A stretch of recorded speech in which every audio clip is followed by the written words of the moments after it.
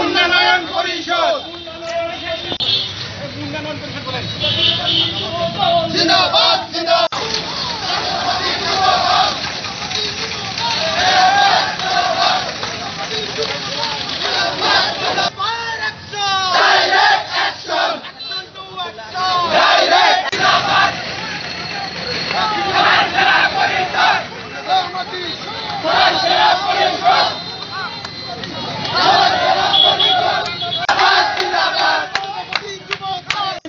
এবং উপজেলা কমিটি তাদের নেতৃত্বে হবে।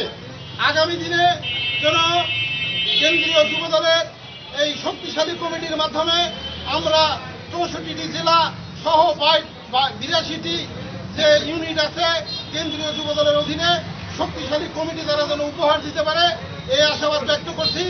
পাশাপাশি আমরা আরও চাই যে তাদের মাধ্যমে যেন ইতিপূর্বে যে সমস্ত ভুল ত্রুটিগুলো ছিল সে ভুল ত্রুটিগুলো সংশোধন হয়ে যেন ভালো কমিটিতে নেতৃত্বে যেন আসে। ভালো নেতৃত্ব আসলে আগামী দিনে দেশনেত্রী বেগম খালেদা জিয়া সহ নির্যাতন, গুম, হত্যা প্রত্যেকটি কাজে এই বেঞ্জিরে জড়িত। ধন্যবাদ এবং আপনারা মিছিল শেষে গন্তব্যস্থানে ফিরে আসবেন এই প্রত্যাশা রেখে সুন্দরভাবে সঠিকভাবে সুস্থভাবে আমি আমার সংক্ষিপ্ত কথা শেষ করছি। চেয়ারপারসন দেশনেত্রী বেগম খালেদা জিয়া অসুস্থ। দেশনেত্রী বেগম খালেদা জিয়ার জন্য এ পর্যায়ে দোয়া হবে। এই 16 কোটি মানুষের নয়নের মনে বেগম খালেদা জিয়া 3 বারের প্রধানমন্ত্রী।